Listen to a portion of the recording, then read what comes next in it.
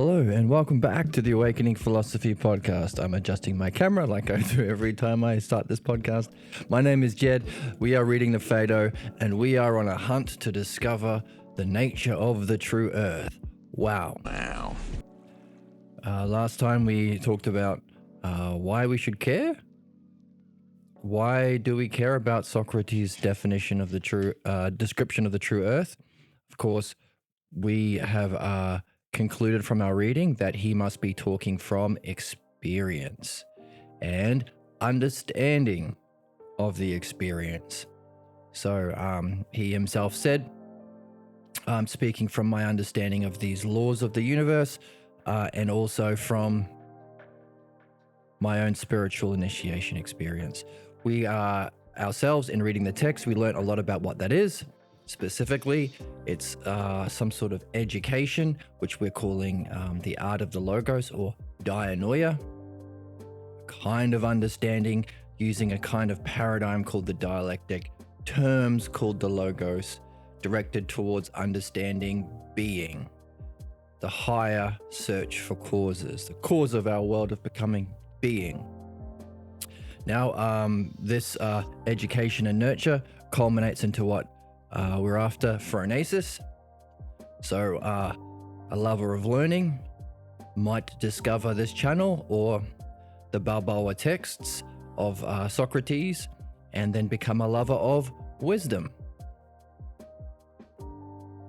What we are actually saying, well, actually a better description for a lover of wisdom or philosophy is philodianoia. Because wisdom, along with the other virtues, seem to be all based on something common called dianoia.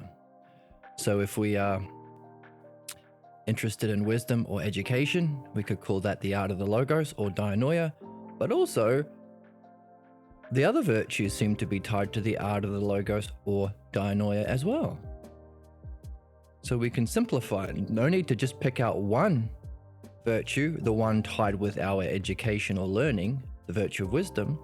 Hey, if the other virtues are there too, why not take our education and our nurturing through our virtues together? Why do we care about both education and nurture? Well, Socrates saying this is what we bring with us. The soul goes into the higher dimensions or the realm of Hades or the invisible, possessing nothing else other than her education and nurture. Well, if the education is the virtue called wisdom and nurture are all the virtues, why not bring them together?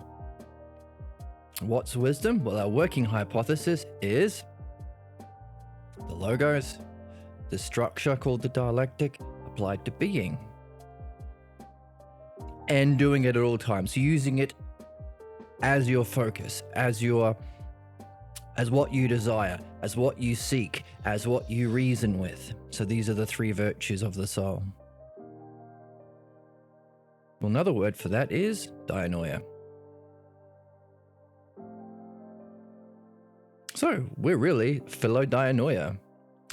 At any rate, we start with a lover of learning, then we become a lover of wisdom, or a lover of dianoia, and then that culminates in something called phronesis. So as Socrates says, the next stage is lover of phronesis. That's been a huge puzzle, figuring out what that is.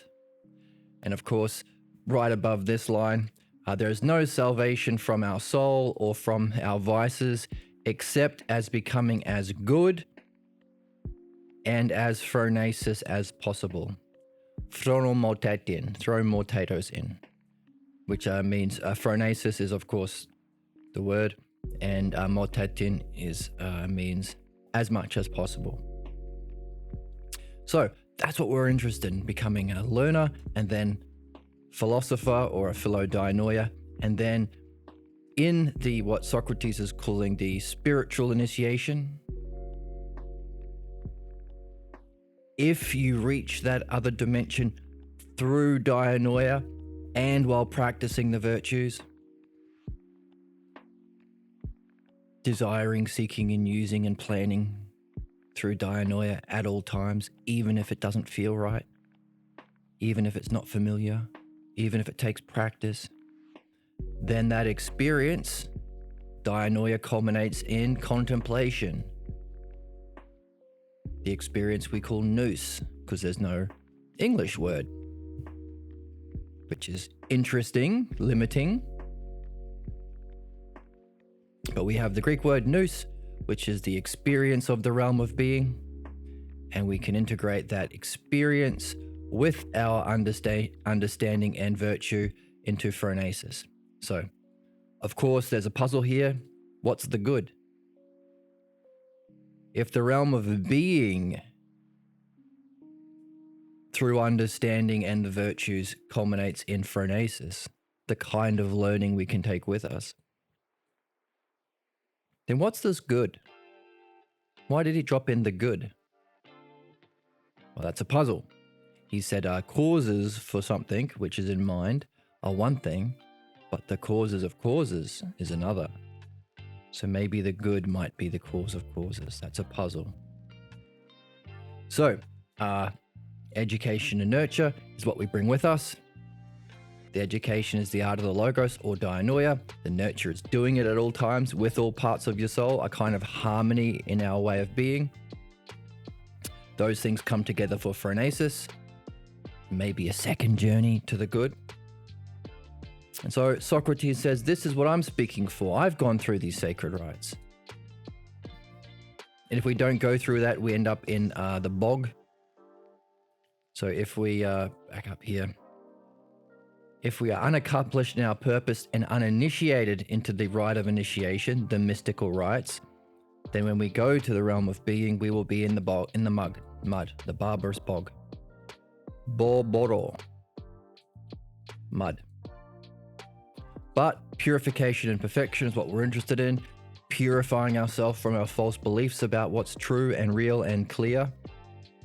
And being and perfecting ourselves through our education and nurture. This is true philosophy. This is true spirituality. Even though many people call themselves spiritual, we say many are the staff bearers, but few are the actual mystics.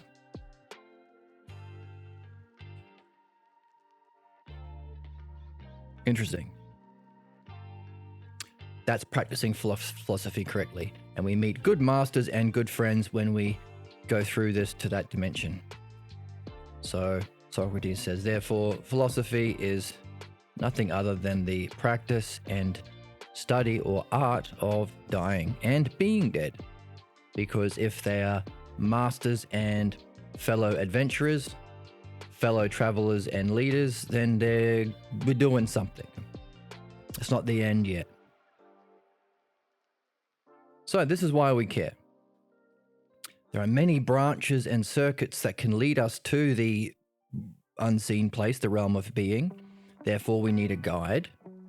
Or maybe Socrates is being a guide for us. He was described as being daemon-like, and the daemon is the particular guide assigned to each particular soul to guide us. If there wasn't many branches or circuits, we wouldn't need a guide. It'd be just one path. So if Socrates is helping us out, being like a daemon, then we want to follow what he's saying. And if he's giving us a map,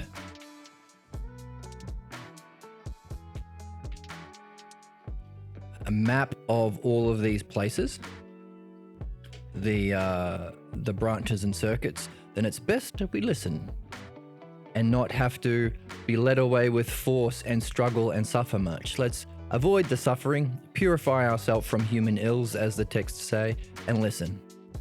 Listen.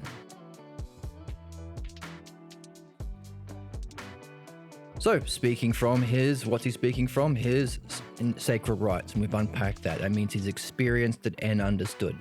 The sure signs of the common laws. What's the common laws?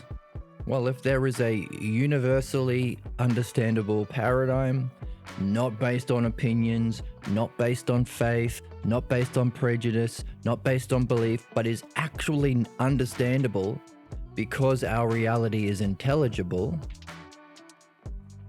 then we can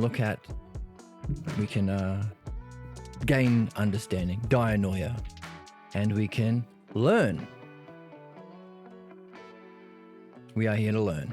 So his learning of what the common laws or the universal paradigm and his sacred rights. So he's speaking from experience and understanding, functioning as a daemon, guiding us, explaining the many branches and circuits. That's why we care. He's helping us, and he's not speaking out of his butt. He is speaking from experience and understanding. And he's already told us that he knows where he's going. He trusts where he's going. And by the way, he doesn't just trust, he uses an art to have reasons for trusting. And that art involves both dianoia and nous and phronesis. Kind of the integration of both. Okay, so that's what he's been doing. So that's why we care. He's helping us, he's guiding us, and he's speaking from experience and understanding. So last time we talked about one of the common arguments to dismiss a higher realm of reality or a cause that isn't just physical or material. One of the arguments they use is, oh, nobody's experienced what it's like to be out of the body. Now we can say, well, hang on a second. There have been lots of counts of near-death experiences or meditation experiences or drug experiences. Even athletes talk about being out of their body, often when they perform at their best, which is curious. But they can all be dismissed because they're not as clever as, I don't know, some of them are very clever, but they can often be dismissed as crackpots. But you can't dismiss Socrates. He's very, very, very, very smart. He's smarter than anybody dismissing him. And he's demonstrated it. What makes him smart? The art of the logos. He's participating in intelligence itself. What makes you beautiful?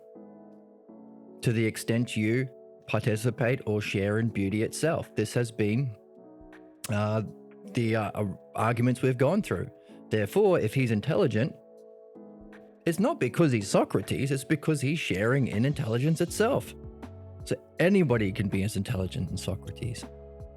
It's a matter of whether or not you listen to him. So I'm going to guide you. I'm going to explain how to get there. So we can't dismiss that. So this whole, there is no realm of being, and the only people who've experienced are just dumb athletes or crazy drug addicts or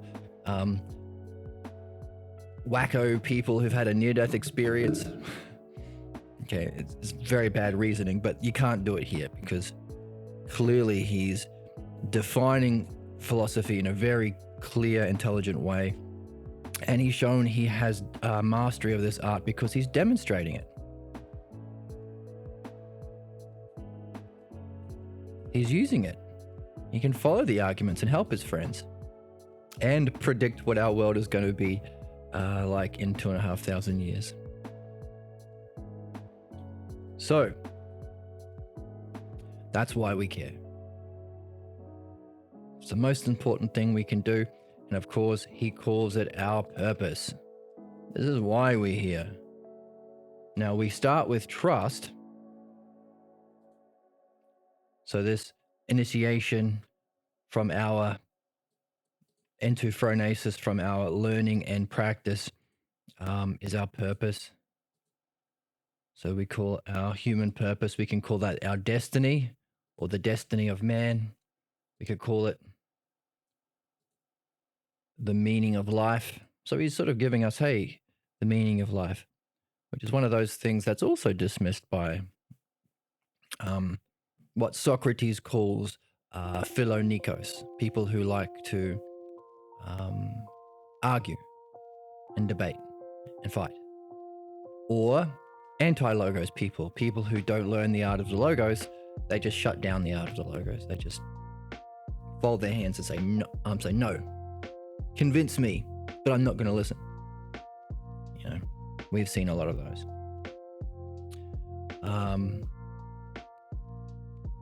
And what do they say? Oh, there's no meaning of life. Well, there kind of is, says Socrates anyway. And he's outlining the steps we need to take to discover why there must be, why it's necessary and beautiful, and Upon following that reasoning, we start at trust, and he's saying this is what love of learning is, trusting and repeating this doctrine. But you can't stop there. That's dangerous. You have to learn the art. So what we've been learning, how to pull out the key terms, how to structure it in a hypothesis, following the structure of the dialectic, 4 steps, quite simple. Side A and side B, if it is, if it isn't. And then it has to be necessary, or side B, if the opposite is true, it's contradictory or impossible or absurd. But it has to be necessary and also beautiful, but also has to be sufficient. So one of our questions is, what makes an argument sufficient? That's been one of the puzzles, and we looked at that last time. Well, it's sufficient if it brings about the seeing. As we said last time, allows you to stick your head above the water. Imagine your physical experiences are all through water, like a fish. But imagine a fish sticking his head above water and looking at us land dwellers who don't see the sun and the stars through the water. The same way we see the sun and the stars and we say, we see it through the atmosphere. What if we saw the real world and to see these heavenly bodies directly? So that's the metaphor he's giving us. There is a real earth. We mistake our physical earth for it.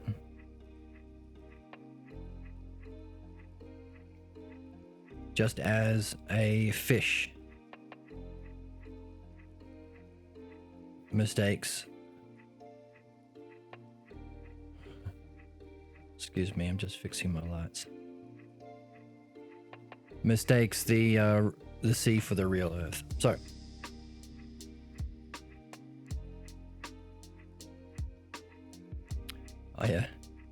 it's necessary to sing to self every day until you sing away your false beliefs about death, as if to fear death was a boogeyman.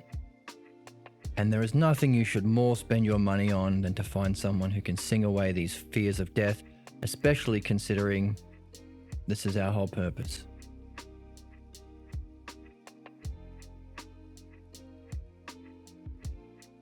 So Socrates pointed this out. He said, hey, the people, if you don't learn the art of the logos, the people who claim to be wise are people who are anti-logos. We call them haters, or right-wing shouters, or mainstream media yellers, shouting down through complete ignorance and tyranny. They are lover of fighting. So the talking heads we see on TV, that's training us to be interested in contention or drama rather than understanding. And the louder you shout, the more views you'll get, that kind of crap.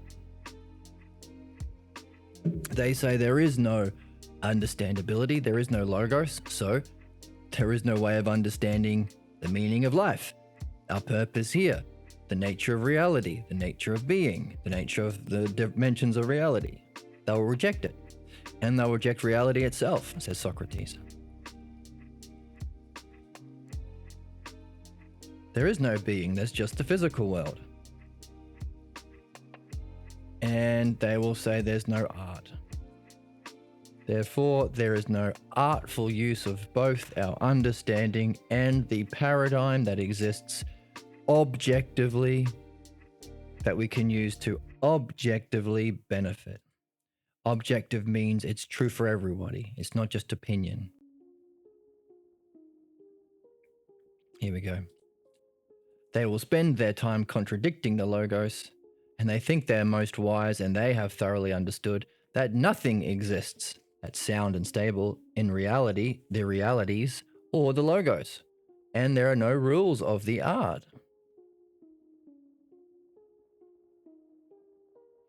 And they will blame these things instead of realizing they haven't done the work in learning the art.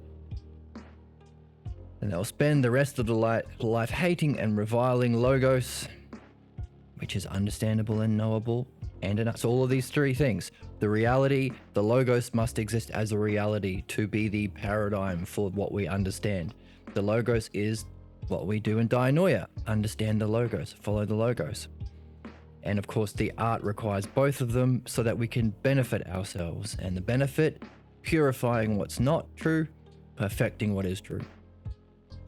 So if we're not learning the art, we will revile and hate the logos, and we will be deprived of the truth of beings and of knowledge. To guard against this condition and learn, therefore, the art of the logos. That's what we've been doing, learning the art of the logos. Okay. Leaving behind this greatest lesson before I go, the opposite of bees who die after they leave a bee sting. That's what we're doing. Now, my board hasn't loaded up yet. I think the more notes I have on my note board, the longer it takes to load.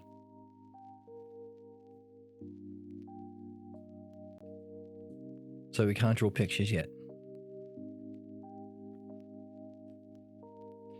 But we can read. So that's what we're doing. So we're getting a map of how to reach the next dimension, because we're listening to Socrates, who's like a daemon. He's in a dialogue with us.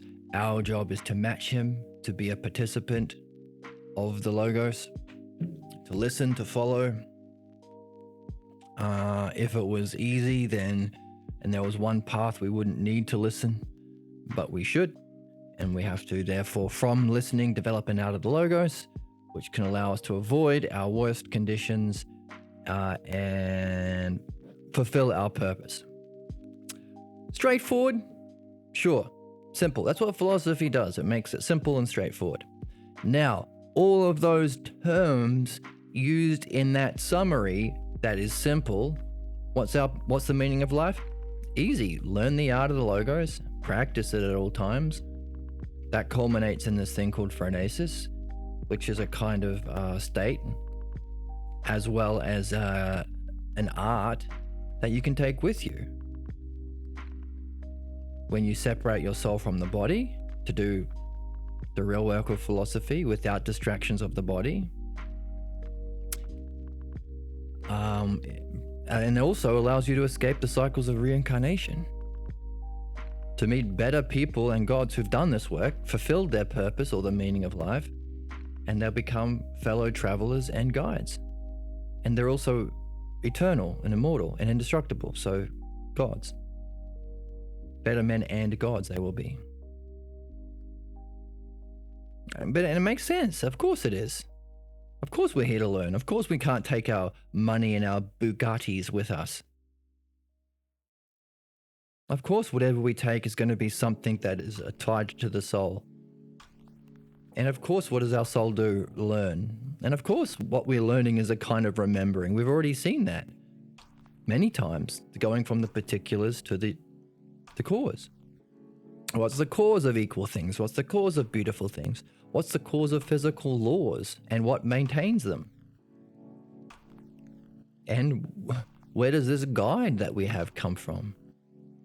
Necessarily, there has to be an cause of the realm of time and space that must be before the time and space. So of course we're here to learn and integrate that learning into our way of being and use it. So of course we're here to learn the art of the logos, practice the art of the logos, and do the art of the logos. And if we can fulfill our meaning of life, then of course we can escape the cycles of reincarnation. It's very simple. But it took a lot of work for us to make it simple. We had to learn new words. Dianoia, logos, nous, ousia, all these words we weren't taught at school. But Socrates is teaching them to us, which is amazing. How can he make a speech that's his defense of philosophy that he hopes would be more persuasive than it was in the actual courtroom, who, a bunch of ignorant, arrogant sons of bitches who sentenced him to death. So more persuasive than to them. Maybe it's unfair to call them SOBs, but they killed the greatest man perhaps ever. So maybe it's rude, but maybe true. At any rate, there's a cause for their ignorance because Socrates went along with it. At any rate, he's giving a defense of philosophy while also giving us what we need to figure out these key terms. He's defining these key terms: nous, ousia, hyparxis, dianoia, even giving us clues to what the virtues are by talking about what the virtues aren't. Hey, sound-mindedness or temperance, it's not this. This is the vice version of it. Courage isn't this. So we have to figure out by taking the opposite what it is. So he's giving us everything we need to learn these key terms. Doesn't give us the answers. Sometimes he gives us some answers, but a lot of the times he gives us puzzles so we can figure it out for ourselves. So he's saying, and he's encouraging us, like he said, does this. Come on, bros. Come on, guys, you can do it. Come on, guys, you can do it. Flibbity jibbity. No. Come on, man.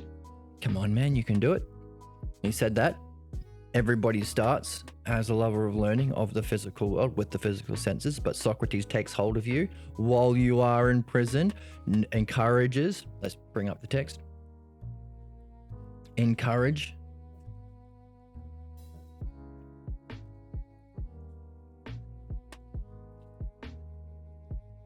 You start as a lover of learning, imprisoned in your physical senses, as if through a cage. Philosophy takes hold of a lover of learning. You won't even hear about philosophy unless you like learning. If you're running around after fame and riches, good luck talking to a finance bro about philosophy. But philosophy can take hold, gently encouraging, trying to free, revealing, persuading, summoning to gather, to collect herself together, self by self, out of the body, to reach the real beings, experience them by being it, self by self, trusting it, using awakening your nous. This is all what philosophy does. Leads you to the truth.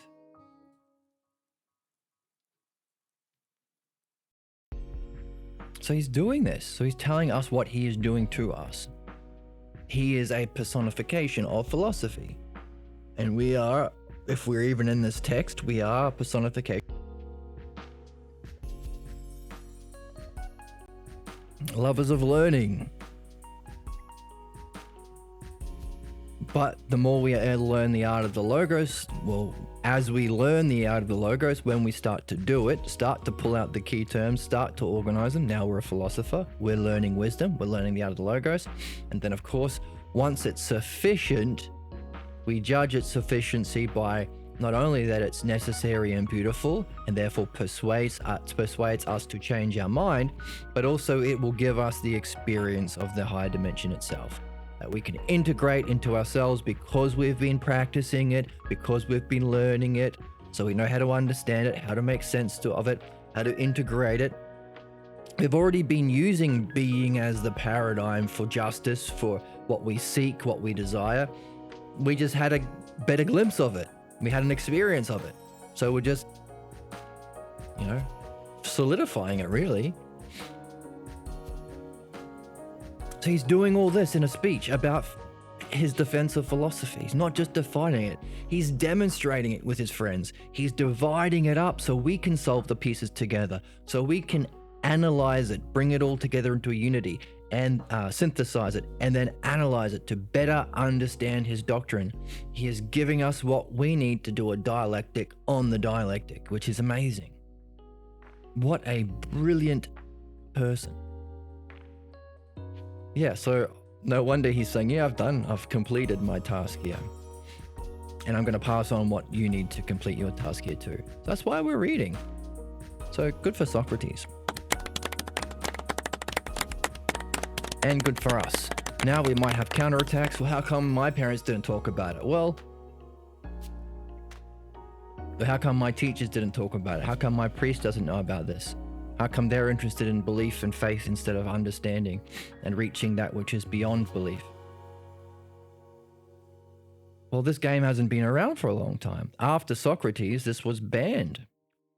And after, the Dark Ages, 1,000 years of killing anyone who was interested in learning because they hated the logos, what Socrates predicted.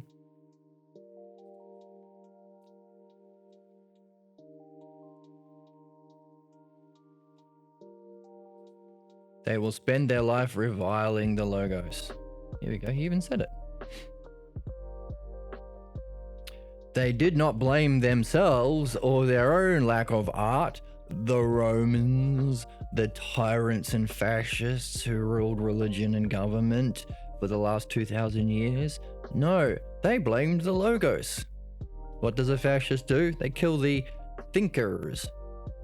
What do right-wing conservatives who are trying to manipulate and abuse the populace? They appeal to the people in most need or lacking in education, and they get them to hate learning.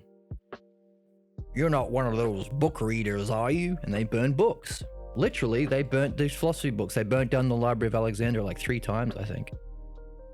Fortunately, somehow, this speech from Socrates has survived. Thankfully. And thankfully, we are allowed to read it. We wouldn't be murdered by fascists who hate the Logos and seek riches and fame, lovers of the body, for reading it. Balloons. And only in the last 5 years have we had the actual translation, thanks to Juan Balboa. So only now can we actually listen to what he was saying. So if you're wondering how come no one's talking about it, that's why. So, good for you for being in the text.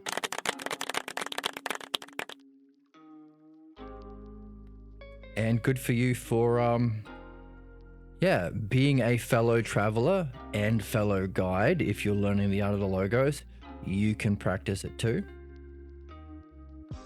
And for following the true hero's journey.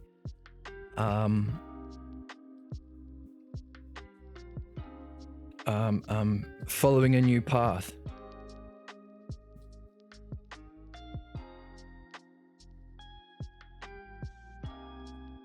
So, with all that in mind, let's jump into the text.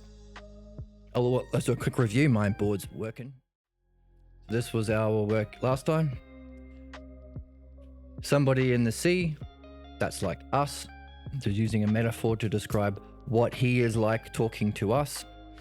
We are like people in the sea. We think when we look at the celestial bodies through our atmosphere and space that we're looking at it in the heavens, but really we're looking at it through the sea. We haven't lifted our head out of the sea. We haven't met somebody on the surface like Socrates. We haven't heard about the surface. So what we were just talking about, how come no one's talking about? How come I haven't heard about there being a realm of being? How come we haven't heard about our meaning of life is to get out of the sea and stand there? And it's so simple and obvious when we think about it. How come nobody's talking about it? We've talked about the historical reasons. We've talked about the evolutionary reasons. This in-group, in-cave good, outside cave bad.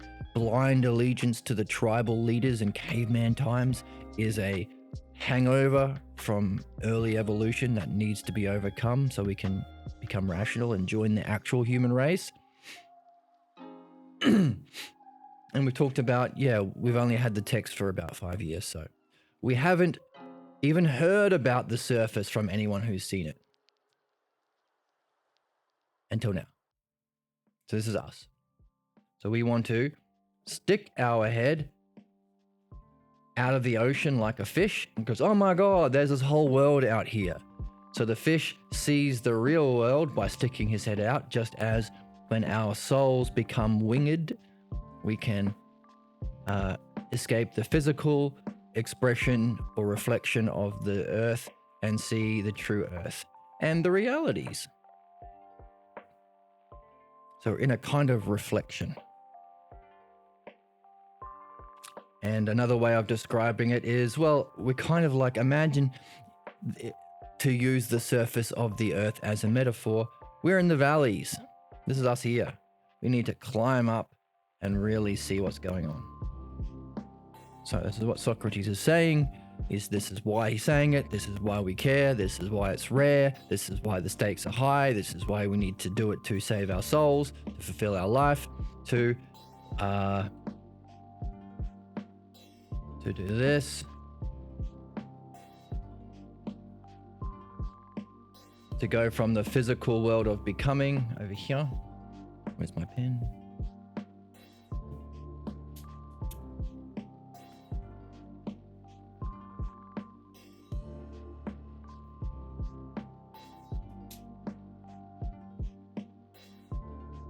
Separate our soul from it, and then after we can do this, stick our head above water, be a winged soul. Maybe we can experience the realm of being, and if we go to and back and from in reincarnation, maybe we can.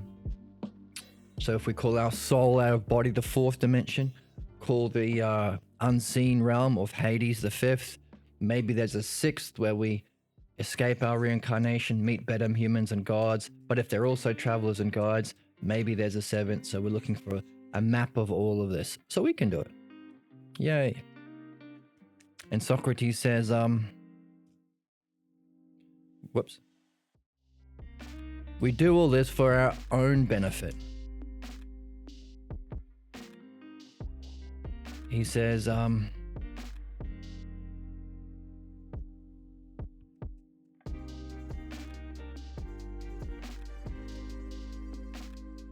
we go.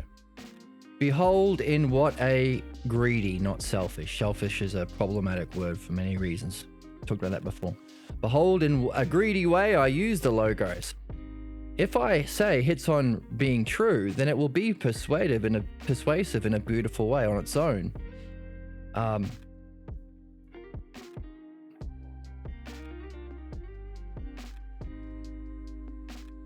But I am eager to master the art of the logos so that myself thoroughly believes that what I say has to be. Unlike the people who are philonikos, lovers of fighting, and want to sound true by convincing others. So in a similar way, we are doing it for ourselves, and there might be a benefit of if we share our understanding, our art, maybe there'll be a secondary benefit of helping others wake up to there is an understandability. We don't have to be stuck in fate, stuck in opinions and beliefs we inherited from family and culture and religion, like simians and sebies, including a fear of death. You don't have to be stuck there. There is an understanding. Oh, and not only understanding, there is a realm of being we can stick our head up like fishies and experience. Where's the fish? Here we go, like a fish.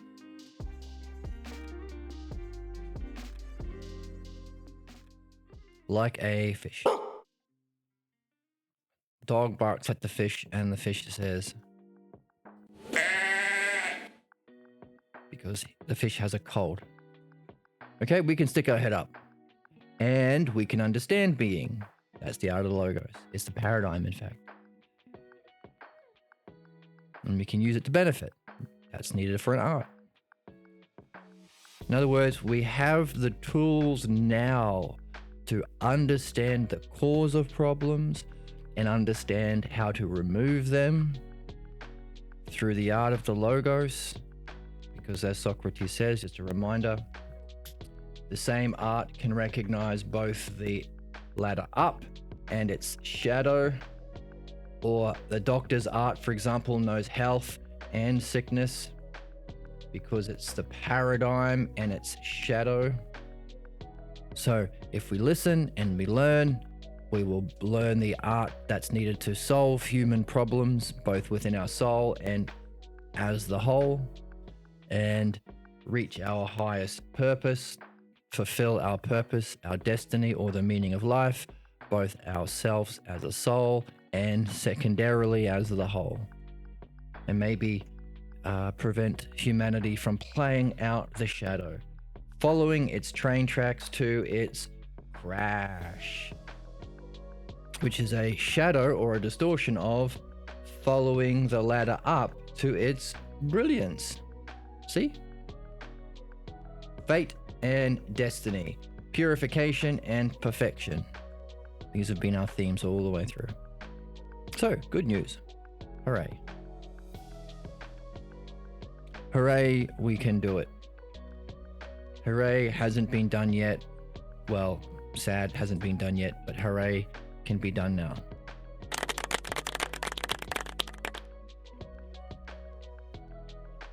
All right, so let's jump in and read.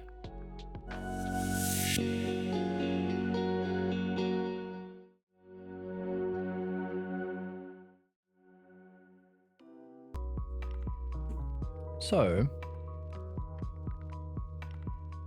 there's further need to tell a tale, Simius, for it is worth hearing, which happens to be about the realities upon the upper earth in the upper heaven. But truly, O Socrates, says Simius, we will indeed be pleased to hear of this tale. We sure will, especially after that introduction from Jed. Now then, in the first place, O companion, it is said that the self-earth, if one beheld her from above, they would see something just like the spherical, multicolored, 12-sided leather balls, and of which colors, the colors here which our painters use to color, are truly just a sample. So we're seeing causes of adjectives. It's what we were on a hunt for, remember? What's the cause of beauty itself? Well, he's talking about colors, which are the cause of the colors we have. We have black paint. Well, where does black come from? We have red coloring pencils. Where does red come from? The whole earth is artfully wrought out of such colors, but still wrought out of a much brighter and purer colors than these. From the one hand, the sea purple has a marvelous beauty, whereas the golden, then another of like the golden, and another of such whiter than chalk or snow, and in the same way, she is wrought out of other. What does wrought mean?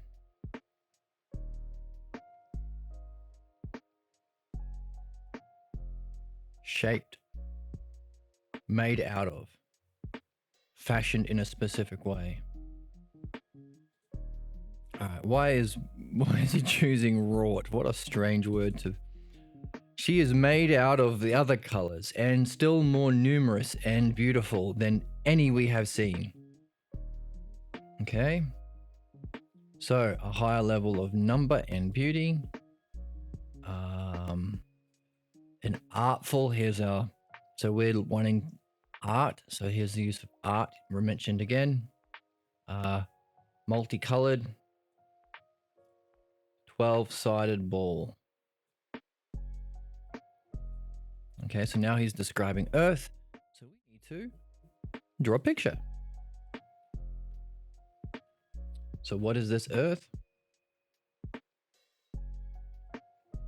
Well, 12 sides.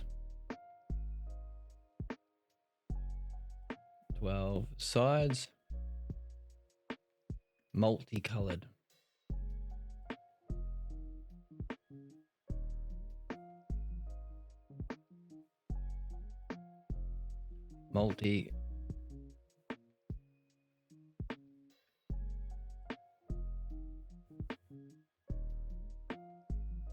Multicolored.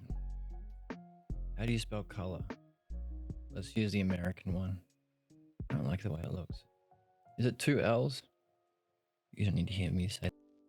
So multicolored.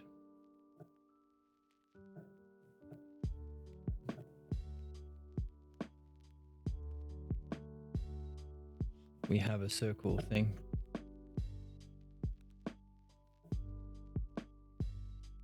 So we can maybe see.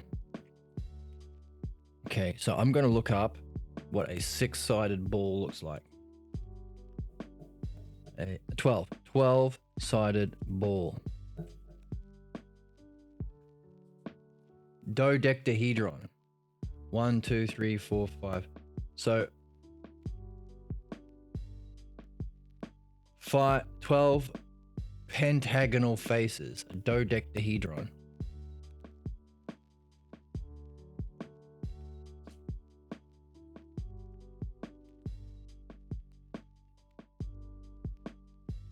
Looks like this.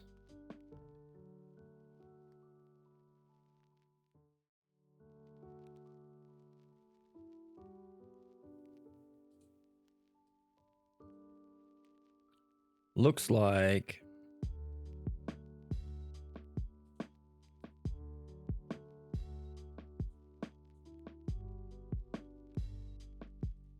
this. See? Dodecahedron. So, 30 edges. 1, 2, 3, 4, 5, 6, 7, 8, 9, 10. 1, 2, 3, 4, 5. So 5 on each side. And 5 in the middle. Let's see if we can draw it.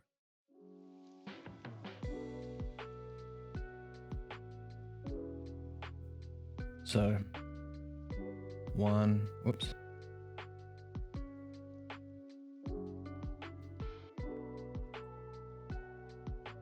1, 2, 3, 4. No. 1, 2, 3, 4, 5. 1, 2, 3, 4, 5. And then in the middle, there should be another 5 at the top. 1, 2, 3, 4.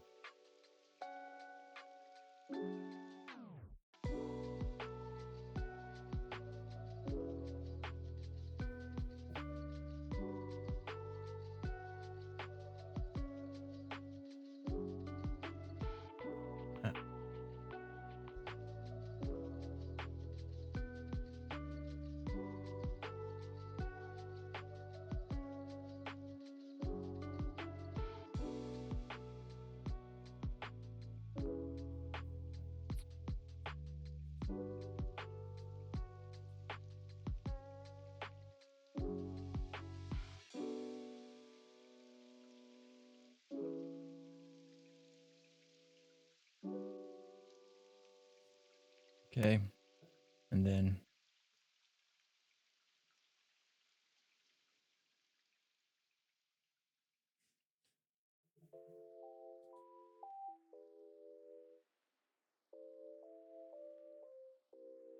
okay, I got it. I figured it out.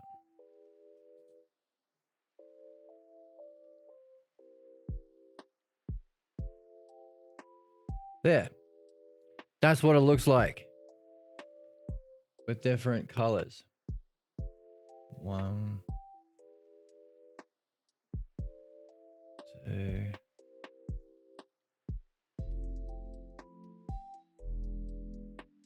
3, 4. Running out of colors. 5.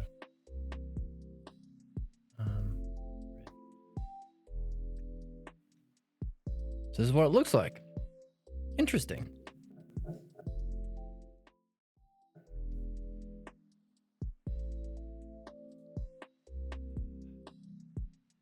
And since the valleys of self are full of water and air that sparkle among the variety of all the other colors, that presents a certain ideal color, so that the ideal of self appears in a continuous variety then.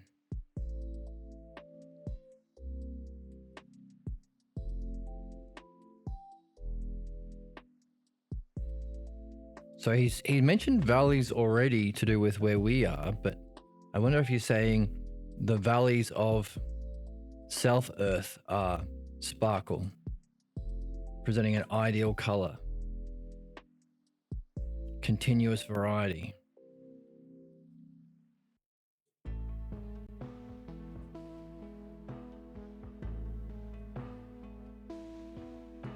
Ideal color.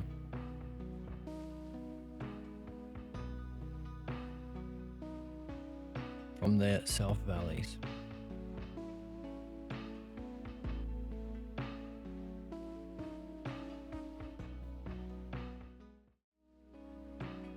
Which would mean on this earth, if there are valleys, then all of the colors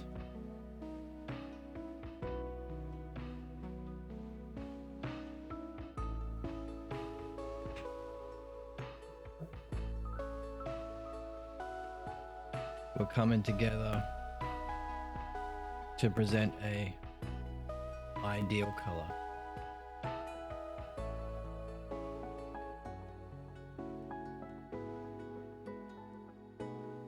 Maybe.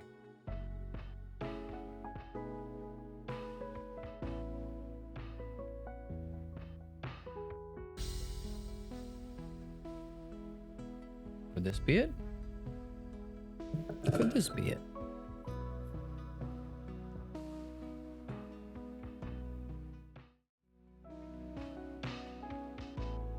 Then plants that grow in this earth, such as trees and flowers and their fruits, grow in an analogous, beautiful way. So, analogos. And in turn, so do the hills and the stones possess the same corresponding beautiful color.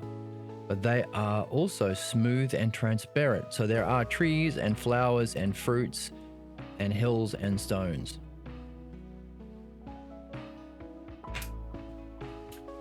There are trees. There are flowers. There are fruits.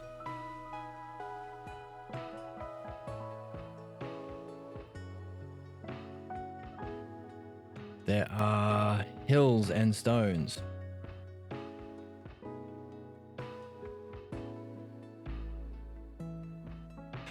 That's interesting.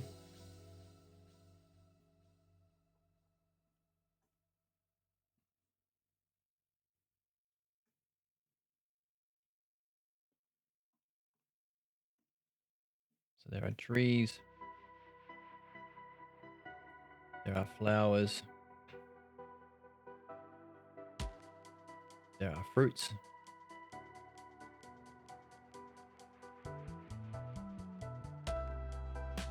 There are hills. Got a hill there. There are stones.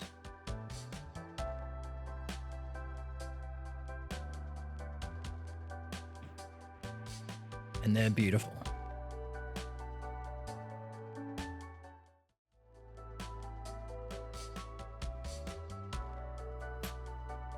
They are also smooth and transparent, and of which the precious stones here, our blue-grey quartz and green quartz and our emeralds and all of these are scarcely but fragments of those.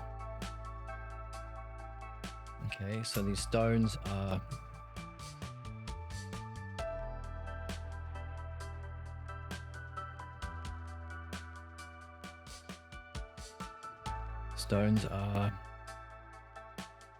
smooth and transparent.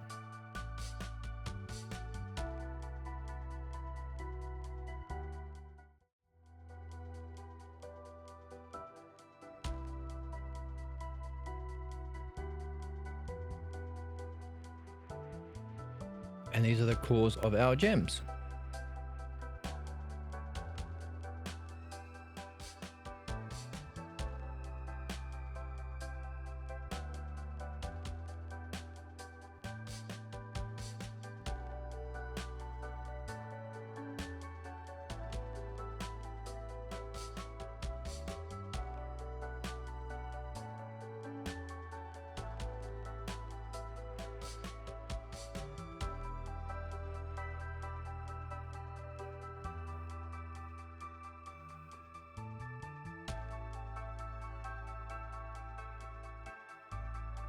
Okay.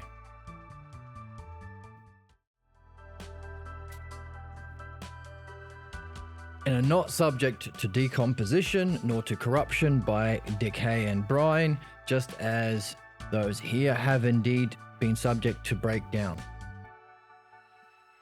up till now, which also bring deformity and disease upon the stones, earth, and other animals and plants. So, decomposition and corruption.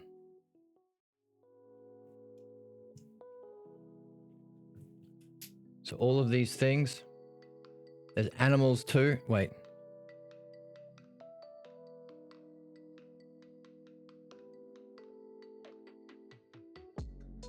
So,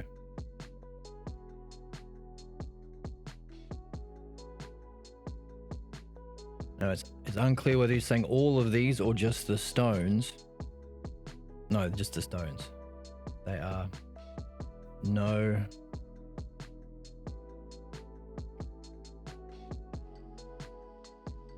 decomposition and no corruption. And he said these cause deformity and disease.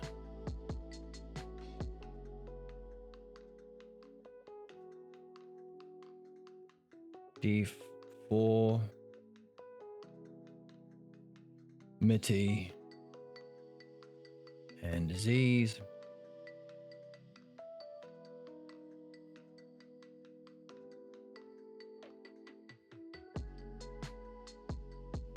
Upon stones, earth, animals, and plants. Stones, earth, animals, plants.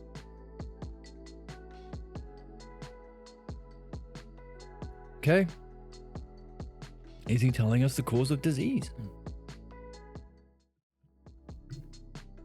Maybe.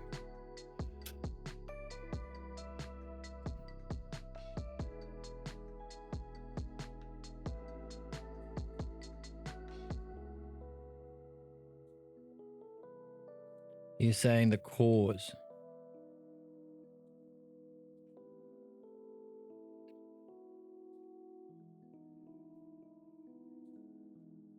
Bring deformity and disease upon the earth, stone, other animals, and plants. But on the self of earth has been adorned with all these, and also with gold and silver, and moreover other metals such as these.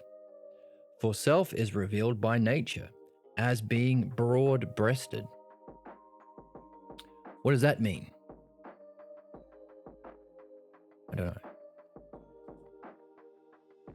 Don't know what this means, broad-breasted. And overflowing and massive and present everywhere. Oh, yeah. We can look it up, but I think it means not fertile, creatively fertile. As the analogy is to a woman.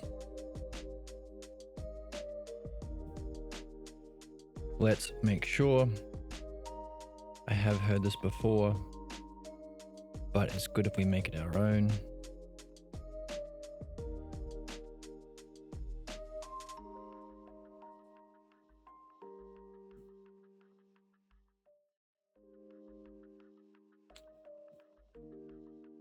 So the word is polar, and our lexicon works half the time. And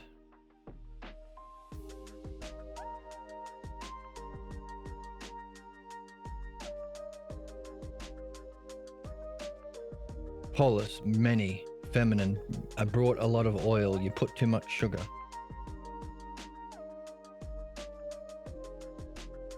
A lot, many. Poly. Oh, okay. From the word poly.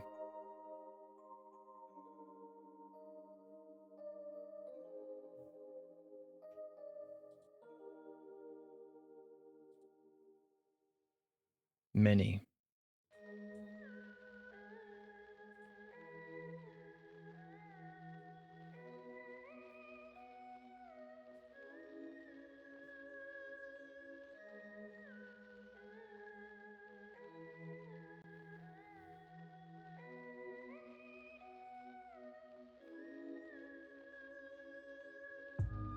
Many. Okay. Is that the right word then?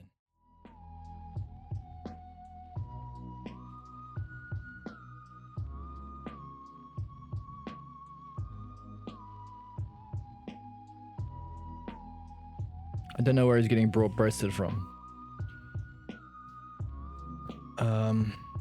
Mighty, many, great number, too much.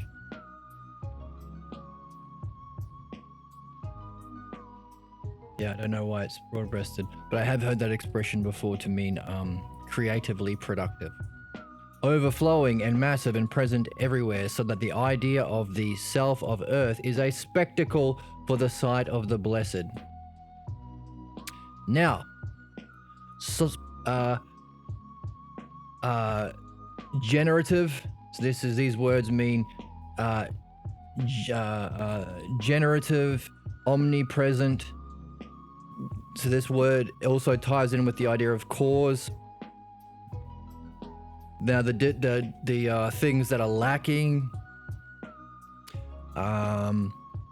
So this earth does not decompose or corrupt, doesn't have deformity or disease, so we can presume it is eternal or immortal. So it's causal, it's very productive and overflowing and massive and present everywhere. So it's omnipresent, it's powerful, it is creative. So we're really getting a picture of it being causal. It's causal. And the deviations in the reflection, just like we talked about, when you have the art of medicine, or any art, you can notice, delete it. You can notice the ideal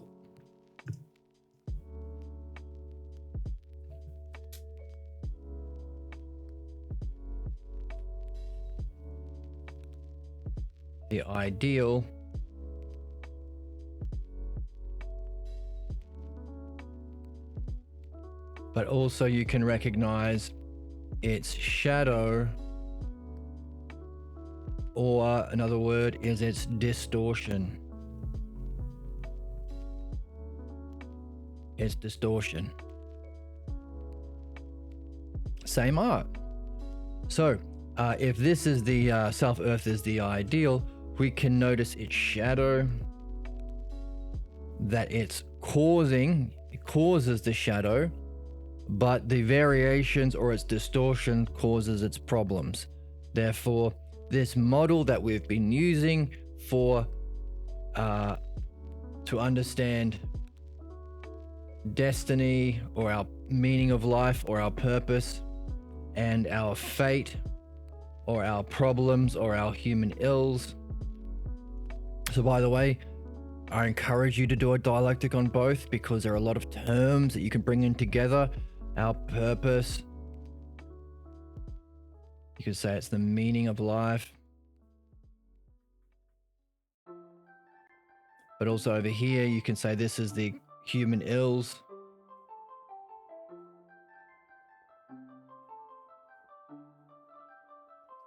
War and discord. Also vice, which you could put virtue over here. So these are all terms that you can bring together in your exercise of the dialectic. If you don't do it, you stay at the level of trust and you can develop the worst human problems. If you do it, Socrates said, you can develop the greatest thing. And your purpose, you can fulfill your purpose if you do a dialectic on these sort of things.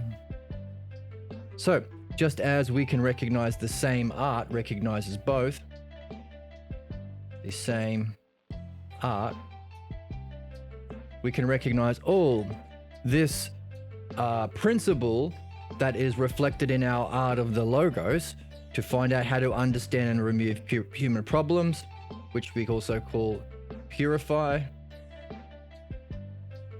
and reach our destiny, which is perfection. The same art, the same principle applies metaphysically. As above, so below. Here is our 4 virtues. Move that out of the way. Same principle. Of course, if it's the logos, it has to be a paradigm, it has to apply everywhere, as above, so below. So we're seeing this same principle for the ideal earth and the shadow of the distortion earth with its problems like decay, making it a realm of becoming. And all of the perfect and more beautiful colors and shapes and stones and things. So interesting that we can see the art of the logos, that is our purpose and meaning and virtue to develop, is reflected also ontological, which is the fancy word that means in being, in the dimensions of reality. So cool. By the way, when we get back into the Parmenides, then we can, when we're learning the different hypotheses of Parmenides, if that's the ultimate paradigm, then we can look for, we can understand the art of the logos with the 9 hypotheses or 8 hypotheses. But we can also understand the realms of reality, ontology. Why? As above, so below. Terms may vary, but relations stay the same.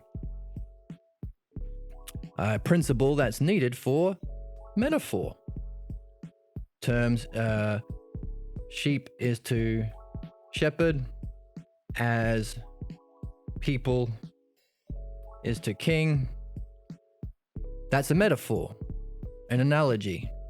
It's an analogy. So for this to be an analogy, there has to be some relations that stay the same even though the terms vary. And that's what Socrates is doing here. He's saying, hey, I'm going to use a metaphor of somebody under the sea to talk about me or these other dudes who've gotten out of the sea. I'm also going to use a metaphor of a fish. Talk about a fish sticking his head above water. Talk about what it's like for your soul to stick his head above water of the physical world. I'm going to use another one of being in a valley. And then later I'm going to use a metaphor. So these are all metaphors, which requires as above, so below principle to be in effect. There is something the same and different about these metaphors. All right, so we're seeing that, but also we're seeing this is the ideal. This realm here is the ideal. The distortions in its reflection causes the deformity and diseases. Interesting. So how can we use that to understand human problems or illness? Well, he's already talked about human illness. So maybe the cause of human illnesses are a deviation from the ideal. Now, of course that's true in principle. That's what illness means, a deviation from the health of the body. But we want to see what's the cause of our illness. Maybe it's a deviation from the selfhood of soul. So the extent to which you're mastering the logos might be the extent to which you maintain a healthy soul. And maybe even your physical soul.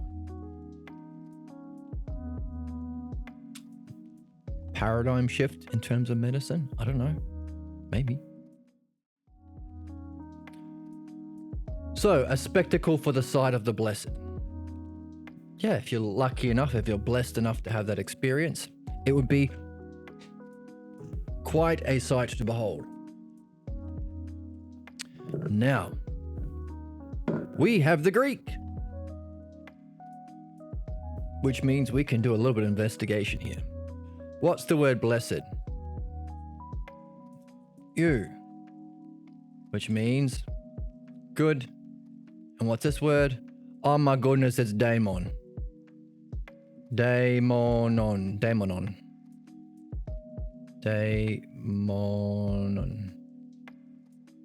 So, because we are sleuthing, because we're playing the game, because we're walking the path of our purpose here, we can recognize there's a puzzle and we can wonder about it. That's playing the game. So, this idea of the self of Earth is a spectacle for the sight of the blessed or good daemons. So our daemons can see it, and if we become a good daemon like Socrates and we're learning how to do that, we will see it. So to be daemon-like. Now, this word is doubled here. So spectacle seems to be important. So I am going to nail down this word spectacle, because I think if I recall correctly, this is one of those words that are used sometimes in a punny way. Theama. Like, for example, at the start of the Republic, Socrates and his young ward Glaucon are going to see the spectacle of the festival, celebrating, I think, the goddess Bendis at the beginning of the Republic. Yeah, spectacle. Now, for Socrates, he might not be interested in the physical spectacle, but might be contemplating this.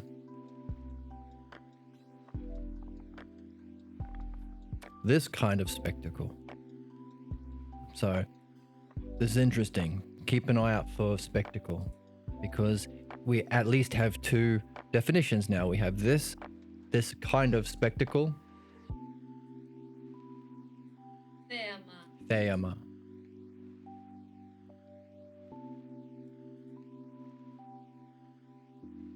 And of course, the literal visible spectacle. So people who are moved by physical colors and shapes.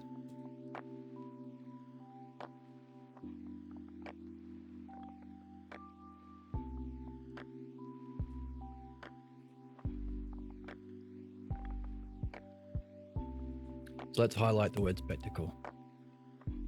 Actually, let's also see if it's come up before.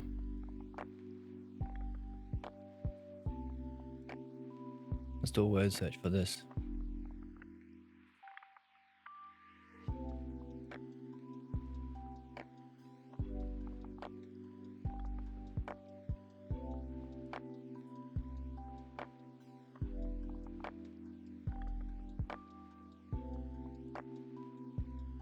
So ancient Greek philosophers believe that the universe came from nothing.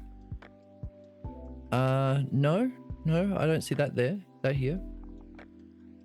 We're looking at cause of our physical universe being this self-earth that he's talking about, us sticking our head up out of the ocean with winged souls, and we can perceive this earth that we are describing here. So he's describing it like a fish sticking his head up from the ocean to see the physical world, or a sea dweller who's never lifted his head out of the sea, never beholds sight of the surface, never even heard about the surfaced world from anyone who's seen it. So too we are like that. We don't know there's another earth.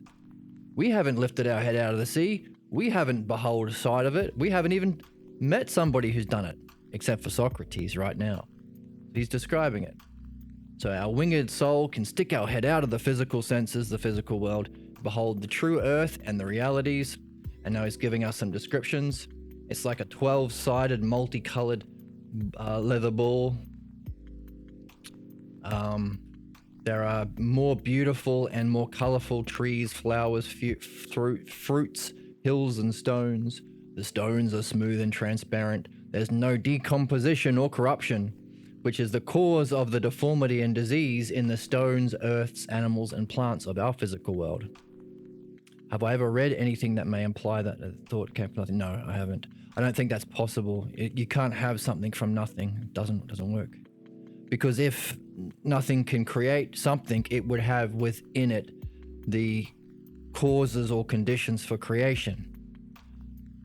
And we're talking about the art of the logos specifically being our destiny, our purpose, the meaning of life, what's needed for our virtue. But it casts a shadow or a distortion in a similar way the true self earth, the ideal earth, is reflected in our physical world. So the art of the logos, which is what we're learning, that reaches our destiny, which is a perfection, which is needed for virtue and is our purpose, has its reflection in the vices. The vices isn't an absence of knowledge, it's thinking, crap you don't know. Or, as Socrates said, to master some of your desires is kind of like temperance. But if you're doing that just so you can be a better womanizer or a better drinker, that's vice. Or if you're really clever because you're not chasing your desires or you're not seeking fame, but you're really clever, but you're using your cleverness to seek riches or seek fame, then that's not really wisdom, is it? So we've asked a question, well, what are we directing our virtues to? That's a kind of education and nurture that Socrates says we can bring with us. The art of the logos and the practicing of it. And now he's describing more about what would happen if we practice this art of the logos and we stick our head above the physical world, which is the shadow of the real world, and experience nous. To behold not through our senses, but through separating the soul from the body, which is why it's death. Philosophy is the art and practice of death and being dead while you're alive, before they bury you. So, distortion. So this has to create this. So there's nothing that says it comes from nothing. Now, you could say, well, hang on a second. Socrates says, if the causes of our physical world have to exist in mind, because you have a physical body, so you can say, what's causing you to listen to this podcast? Well, my bones are causing me to, my sinews and muscles. Well, hang on a second. If you thought there was a better use of your time, your bones and muscles and sinews would be boning and muscling themselves elsewhere. So your mind has decided this is a good use of your time. So your mind, what you think is good or best, what you think is most just to do with your time or most beautiful, these are all causes. But we've never seen goodness. We've never seen justice. We've only seen adjectives. Socrates is describing this ideal earth where there is pure colors that the painters use adjectives of. So we have black paint or red coloring in pencils. Redness itself, which is more pure and beautiful, exists in the real world. That's what he's describing, the cause of the adjectives. So back to your question. So these things here, these pure colors, and in the text, let's pull it back out. He said, let's come back to this later. Copy. So just so we can see it in the text.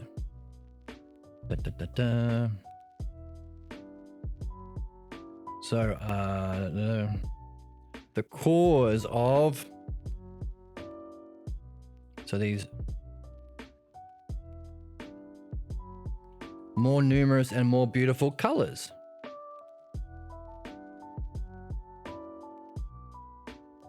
In the upper world, the upper earth and upper heaven. More numerous and beautiful that we've seen. Where did he say painters? Here we go. The colors that our painters use to color are truly just a sample. So this is causes from a different dimension that we call the realm of being or the true earth. Now, where did they come from? Socrates said, hey, these regular people interested in causes who only talk about the physical world, not only do they ignore mind causes or the realm of being, but they ignore what causes even those causes, because the cause of causes is another dimension above it. If there is a true earth,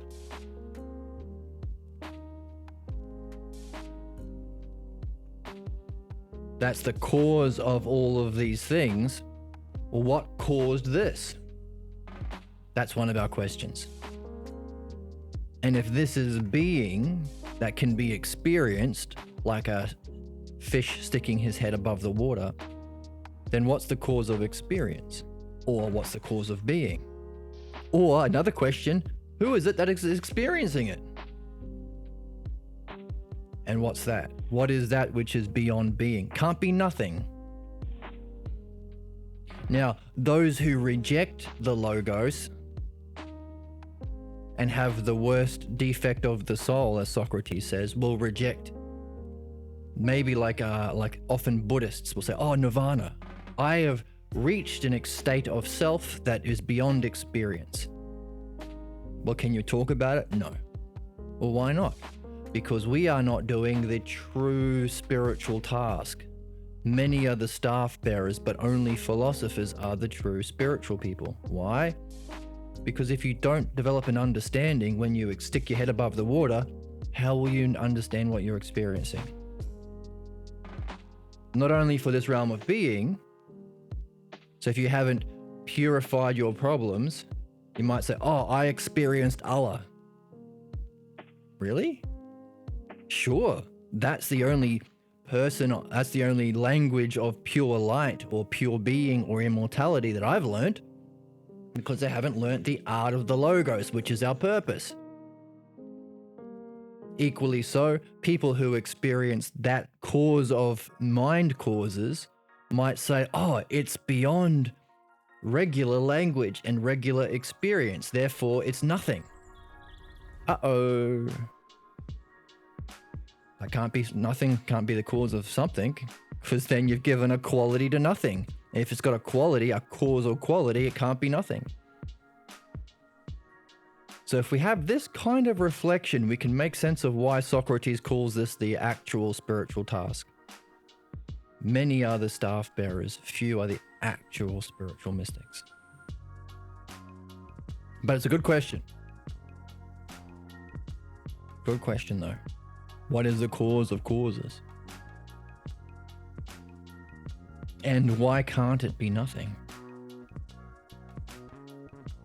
Okay, so back in the text,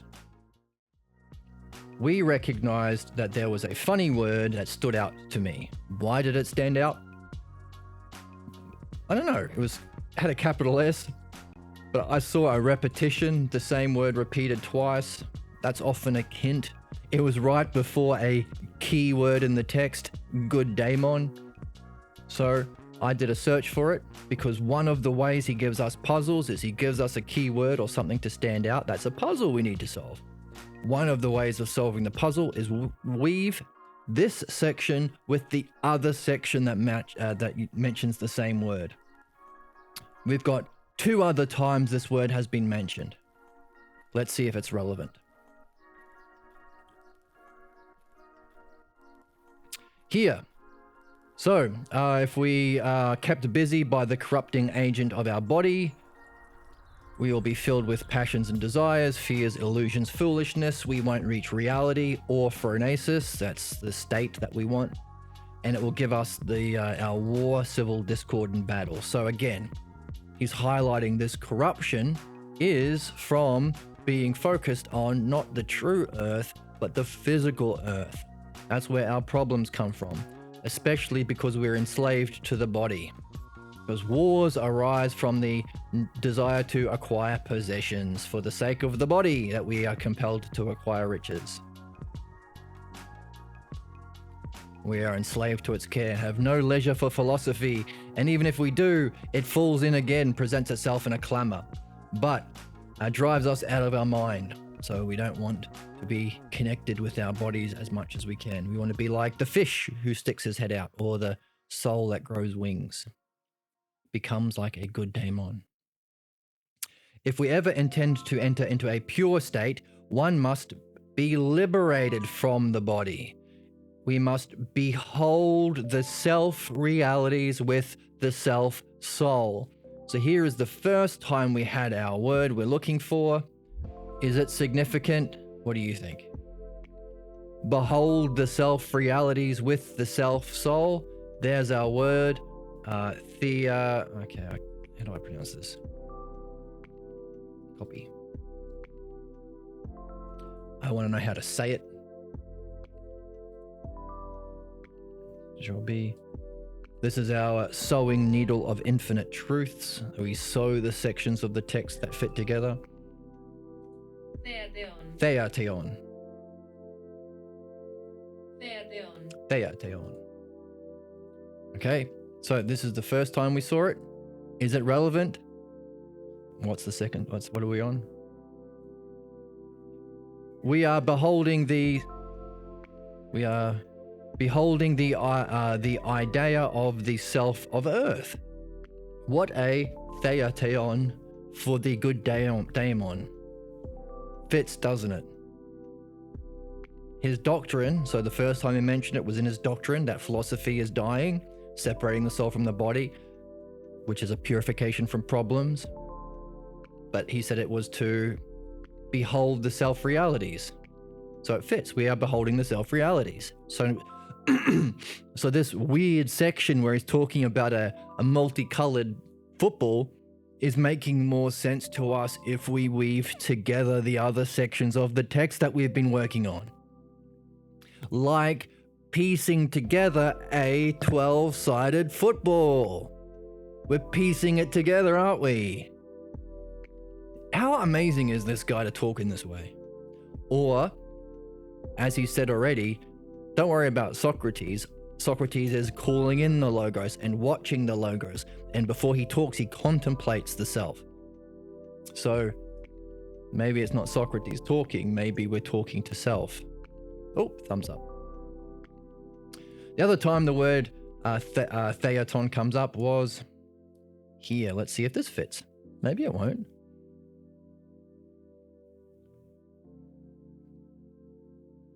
Okay. Behold. Behold in what a greedy way I use the logos.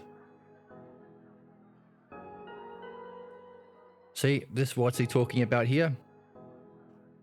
The worst condition of the soul is if you don't blame the art of the logos or your lack of learning the art of the logos, doing your intended purpose, for being tricked by people who spend their time anti-logosing, haters, contradictors, people in the media who just hate on people and who love drama, philonikos.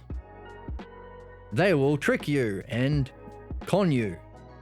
And if you think that the reason you were tricked is because of the logos, because there's nothing understandable, it's all nonsense and chaos and con artists, and not because of your own lack of art in judging the logos and judging those people, you will spend your life hating and reviling the logos, so you won't get into your purpose, the art of the logos, and you'll be deprived of the truth of being, so you'll never see the true earth, and the other beings we're interested in knowing. So we have to guard against this condition and be brave in our pursuit, eagerly pursue the logos in a sound way, maintain a philosophical attitude, love wisdom, and not the lover of fighting, philonikos. But also, the people who do not do this won't realize whether or not the logos under discussion maintains phronesis or ousia. Phronesis and ousia. So the true earth is ousia, or the realm of being is ousia. The state of holding on to that is phronesis. And it also is a state of self that can be a guide to whether or not the logos is worth pursuing. Are you on the right track? Well, how does it maintain your state of phronesis? The regular people who aren't in the game of the logos, art of the logos, true purpose, don't have that state of phronesis.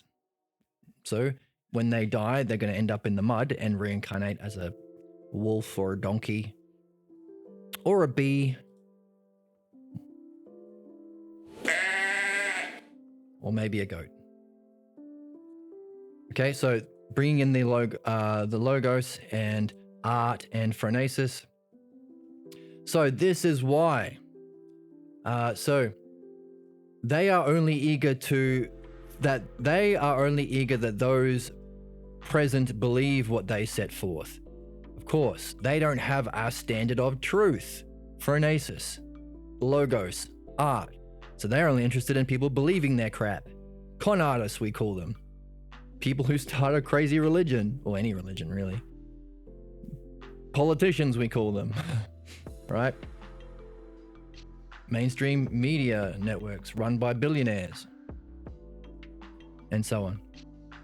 But I am differ from them in this way. I am not eager for those present to believe what I say is true, except if it's secondary. I am only eager that myself thoroughly believes. So we're doing it for us. So if it's, look at this. So this is the word behold. Behold, this is our repeating word. Behold in what a greedy way I use the logos. By the way, if what I hit on happens to be true, it will be persuasive in a beautiful way. Anyway. And this is to talk about whether or not our soul is immortal and eternal.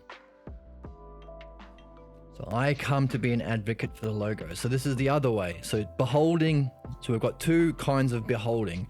Behold the realities with a pure soul separated from our physical senses, and behold why we pursue the art of the logos, so that we can behold the realities. So the reality itself and us, the thing and the activity. What we want, behold reality, and behold why. Not to persuade others, to get popular fame or riches, so we can behold the truth. So these were the two ways of using behold before now, and now he's tying both of them together. So we want to know why. Was it a mistake, or is he doing it artfully? So behold the realities, behold why we pursue the art of the logos. And look at this, the idea of the self of earth is quite a beholding for the beholding of the good daemon. So maybe he's talking about what it's like to behold for someone who has learnt the art of the logos for themselves and has become like a good daemon, and so therefore they can secondarily benefit others through the art, but mainly so they can behold reality. And quite a beholding it is for the good daemon. And there are many other living beings and humans upon self. Oh, okay, so we have human living beings and humans on here as well. So, adding to the list, living, zoom in a bit.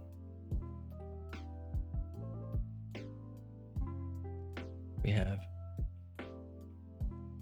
living beings on this self-earth, not just trees, flowers, fruits, hills, and stones. Living beings, and also humans. What do you know? There are humans there on the self-earth. Some live inland and others on the edge of the air, just as we live at the edge of the sea and others live on islands. Okay, which are close to the mainland, which are surrounded by the air. All right, there's a metaphor here. Edge of the air is to edge of the water. And in a word, that which water and sea is to us for our use, the air is to them. There we go. and as the ether is to them, as is air is to us. So he's saying a different level up. So some live inland and others on the edge of air.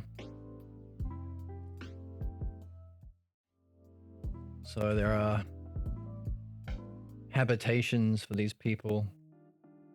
So we've got they live inland or the edge of the air.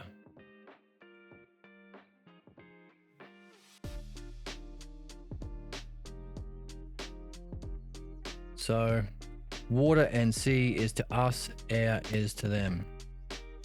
So that means water or sea is to us as air is to them. What do you know?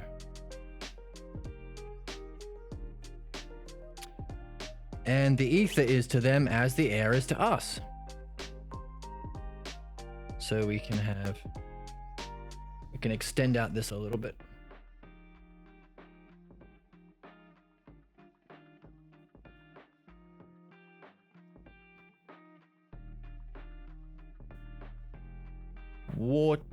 Water.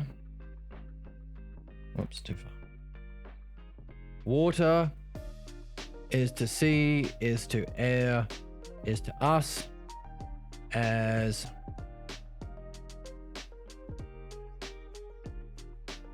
air is to ether is to them. Interesting. So we're learning about what that other life is. So when we stick our head above water and we see the true earth, we will see humans there. There you go. Maybe tying in with our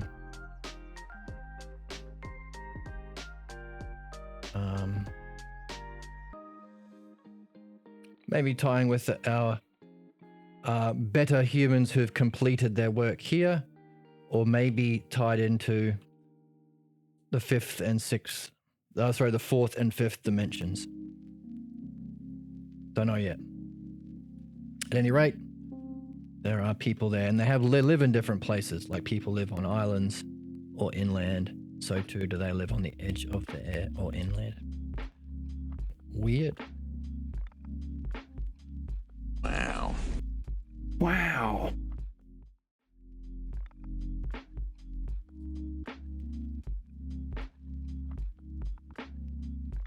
Let's highlight this analogy.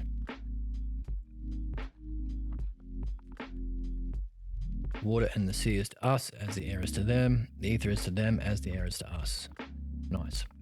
Then such climate of self is entirely controlled, so that they live without disease. Okay, so climate plays a part too. They live without disease.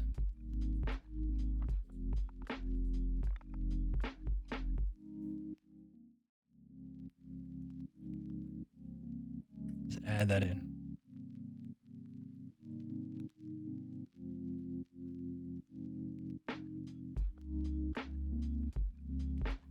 Controlled climate. So therefore, no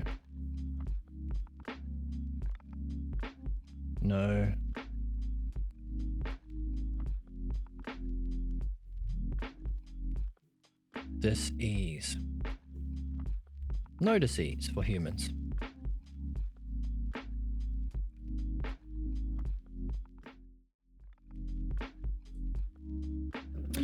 And they live much longer than we do here. Interesting. So they have a length, but it's not eternal. For also their eyesight and hearing and phronesis. That's the word we're after.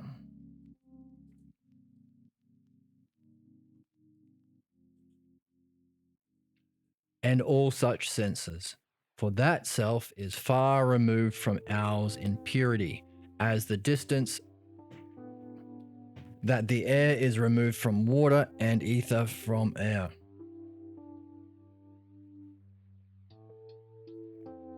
And selves truly also have groves and temples of the gods, in which gods really dwell. And selves come to be in communion with the gods, and with the god-like selves by speech and inspiration and perception. Wow, there's a lot going on. So it really seems like he's talking about the fifth dimension from our model. Maybe. Because the gods are dwelling in the temples. Could be the sixth, where we meet gods and better humans. Not sure. But we can talk with the gods in their temples.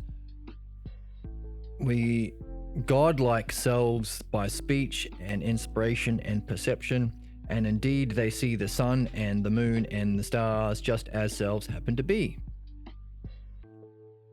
So we see, therefore, a reflection of the sun and the moon and the stars in our physical world.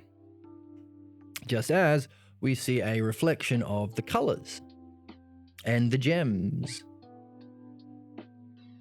Their happiness or good daemon state is also in accordance with them in other ways. Here's our good daemon again. Surely then, also is the nature of the whole earth and of her environs. What the hell is environs? Let's look up Let's look up environs. Vicinity. Okay, enclosements. Okay, the whole earth and what she's enclosed by. Whereas in the whole self, there are many regions that are determined by the valleys encircling about self. Some are deeper and open and wide, even more than those in which we live. But others, by being deeper, have a narrower expanse when compared to selves in our region. Furthermore, there are some shallower in depth but wider than those here. Now I get to the stage where I get annoyed. What the heck is he talking about? Why is he going into so much detail? There are some shallower, but some not, some narrower, some broader, some dug out in many places, some has water flowing, intermixing bowls. There are countless rivers, hot and cold, water flow beneath the earth perpetually, but some, so does fire and great rivers of fire. There's rivers of fire, there's rivers of water, there's hot and cold water. There are some with big channels, some with narrow channels, broader channels. They're connected with each other. Some are dug out in many places. There are mixing bowls. Oh my goodness. There is mud flowing.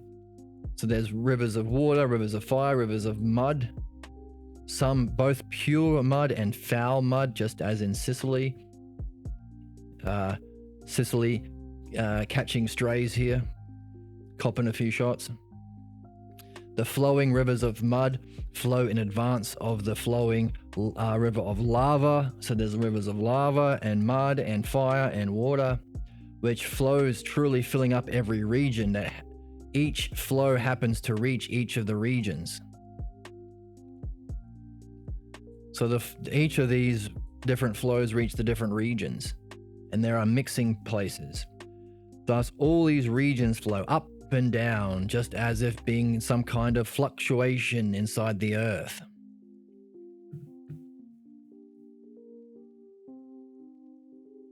Don't thumbs up me, this is weird. What the heck is going on here? Why is he... Don't thumbs up me right now. I'm annoyed. What's with all this nonsense? Who cares? Why doesn't he just tell us how to reach the being? Why get the map now? Wouldn't it be better for him like just to keep on with what he's doing? How to train ourselves in this world that we find ourselves in so that we can experience? Like, how do we stick our head above the water? How do we put wings on our souls and become good daemons? How do we master this art of the logos if that's our purpose and that's what allows us to do that? Get back to the art of the logos. Isn't that what he was telling us we have to do?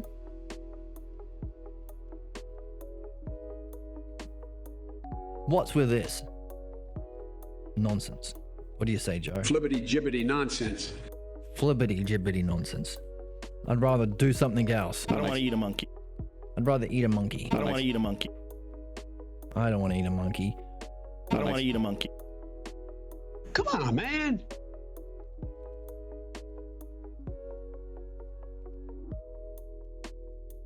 Shouldn't he be telling us how to get there? Unless, as above, so below. If this is a description of the self of Earth, could this be a description of the self of self or our soul? Soul, self by self? Could it be both? A map for how to get there and a map for what reality looks like? By the way, if what we encounter is pure being and our soul is of that nature, of the same hyparxis as being, are we also learning about our psyche? Is there within our soul flowing rivers of different material like water, mud, fire, lava, going up and down? Some hot, some cold, some flowing into mixing bowls. Are there these channels within our body?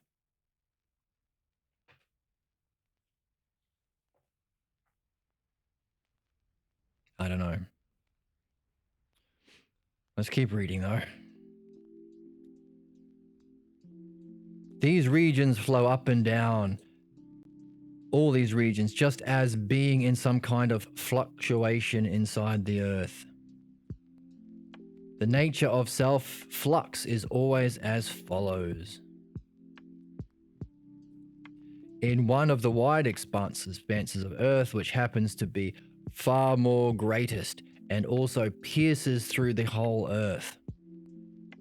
It is the very one which Homer mentioned when self said, far down beneath the nether region where the deepest pit is. So there's a wide expanse of the earth.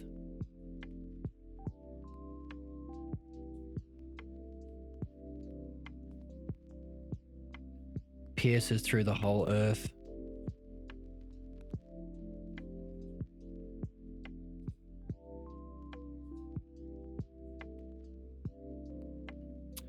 And which elsewhere he and many other poets also call that region Tartarus. So now we have a name.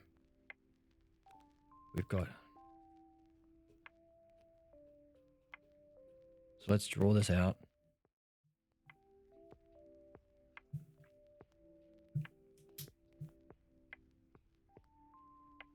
So we have within the earth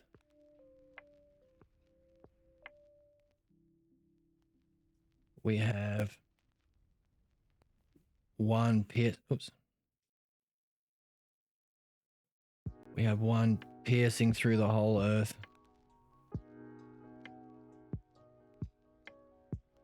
Called Tartarus. Tartarus. We also have many other channels and mixing bowls that we have.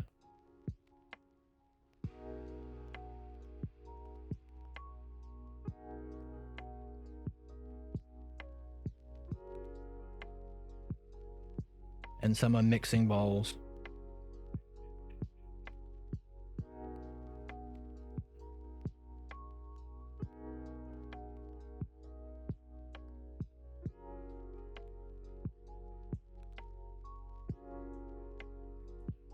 So they are of water, both hot and cold. They are fire.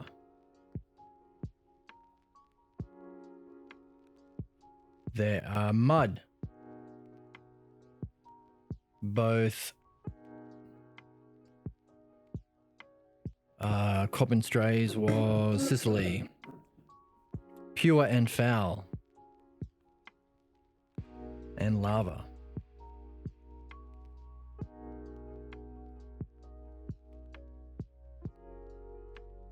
Pure and foul.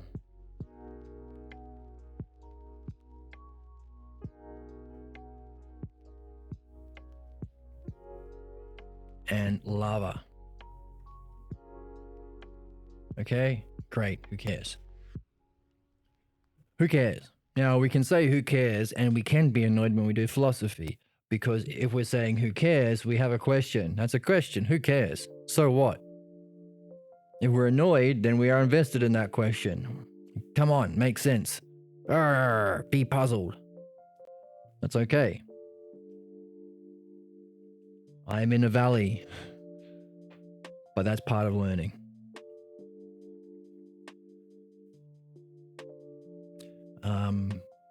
Yeah, and if it sucks, it sucks. Now, I can't say it sucks until I do the work and do my best to match and follow the instructions. But at the moment, yeah, it kind of feels like it sucks. And we can say that. Once somebody in the chat says, oh, by the way, you are criticizing experts who claim to be philosophers. Don't poo-poo them. And my response was, well, why not? If Socrates is specifically saying they're not philosophers, they're lovers of contention and opinion, then why is it bad to tell the truth? It's important to tell the truth. It can be okay if they miss the mark. We're not going to crucify them like they crucified Socrates. Socrates never crucified his friends for being wrong. He would always invite them into participating in the art of the logos. Equally so, if Socrates is missing the mark, we can be annoyed. Someone says, oh, don't you criticize Socrates? He's a great man. Did you know he left the art of the logos? The very thing humanity needs to learn to prevent its extinction and remove all the wars, suffering, and genocide we are currently going through? Did you know that Socrates shared that with us on his last day in the Phaedo? Don't you dare speak ill of him. Well, two things can be true.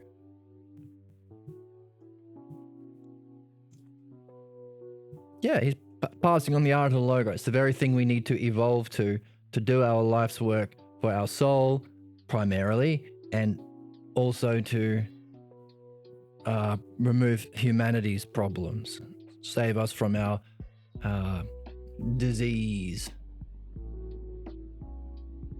purify and perfect. Sure, but why the hell is this? I can still be mad at him for this. Doesn't take away the other thing. That's an ad hominem argument. I proved your argument wrong by attacking your character. Who cares? Hey, if the experts aren't doing this, then do this. And reflect on why you aren't doing it. If Socrates is not making sense, then make sense, Socrates.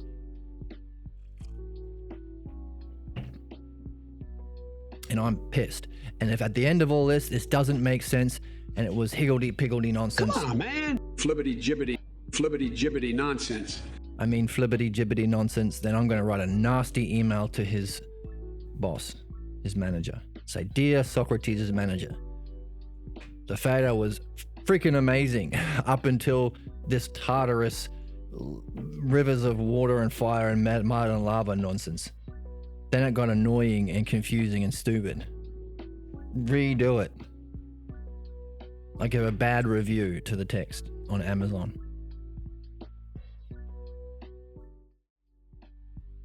Or there's sense to be made and there's reason for our confusion. And that's part of learning. Being puzzled and having questions and being annoyed and confused and all out at sea is part of it. Just like he says in the Meno. Someone got angry because he asked questions that made him confused and irritated. Socrates says, you are stung.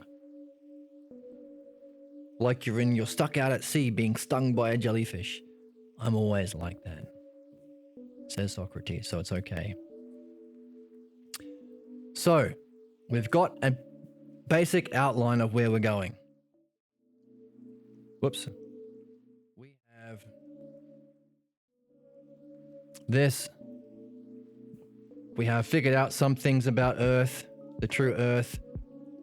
It's got real colors. It's got 12 sides for some reason. Don't know why there are 12 sides. There are things there, trees, flowers, fruits, hills, stones, living beings, humans.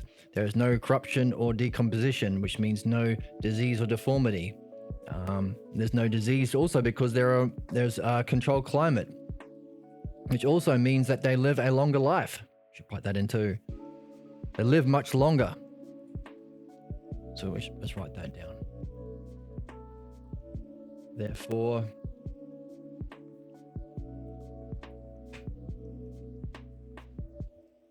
they live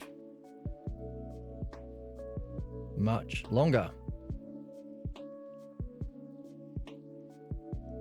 Live much longer, and their eyesight, hearing, and phronesis is much better.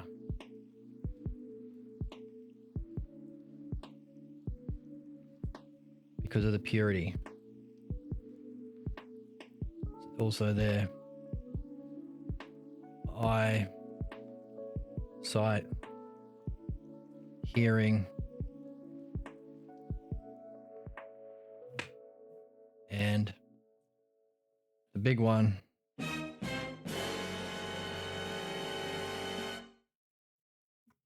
their phronesis is much better. Because this water is to air is to us, as air is to ether is to them, represents purity. That's a metaphor explaining purity.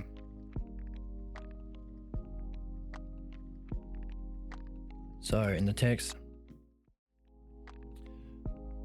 so this metaphor of earth that we created, water or sea is to air is to us, as air is to ether is to them, and the climate of the self of earth means they live without disease, they live much longer, their eyesight, hearing, and phronesis is better, because that self is removed from ours in terms of purity, as the distance that the air is removed from earth and ether from air. There's all this stuff about gods. So this metaphor here is about purity. Air is greater than water for them because of purity. Ether is greater than air because of purity. So more pure, last longer, see better, more better colors. So it's like a real party going on in that true self of earth that we need to learn how to become good fishies and stick our head above the water like this guy. He's not just describing what it's like, he's describing all this crap in the earth. There are all these channels of, There are channels of water, hot and cold, fire, mud, pure and foul, and lava. There's one that goes all the way through called Tartarus. So what? So who cares? So flibbity jibbity Come on, nonsense. man. Flibbity jibbity nonsense. We are puzzled. He's talking about how great it is up there. Now he's talking about the, the geology within the planet. Who cares? It should make sense. It needs to make sense. Why is he doing it? Socrates was doing so well, but in the last couple of minutes of his life, he went senile. Started talking about this. There must be a reason. It should make sense. We might have to do work to find it. We might have to be puzzled to find it. We might have to get annoyed and frustrated to find it. But there should be something significant and meaningful for us to do what? Master the art of the logos, gain, again, mentioned it again here, gain our phronesis, because master the art of the logos, gain our oh goodness. That's one for the blooper reel. Master the art of the logos, gain our gosh darn phronesis, and get out of here. Become ensouled, become a good daemon, experience your reality. He's saying how good it is. So he better be giving us some sort of map or instruction or guide to get the art of the logos, get phronesis, and get to this realm. The true, behold, the true beings. Otherwise, what the heck is he talking about? It needs to make sense. It has to hit the mark.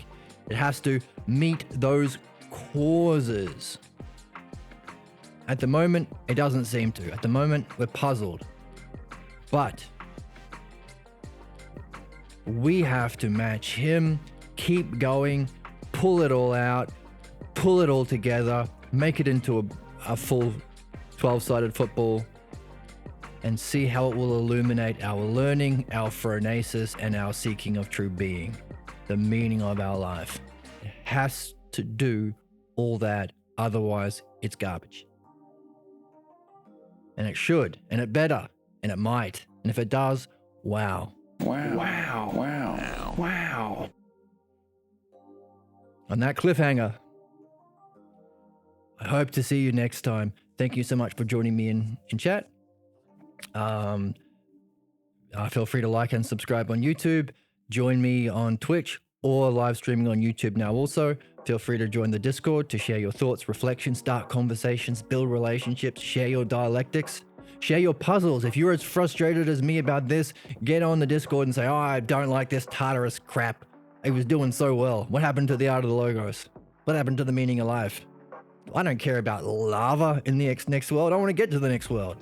Share your puzzles too. It's not a one-person game. We are fellow travelers and guides, mastering the art of the logos, learning to be good daemons ourselves. So feel free to support on Patreon if you're able to. And other than that, I hope you're excited. I hope you're confused like me, but also wondering. On that note, I hope to see you next time. Thank you so much for joining me.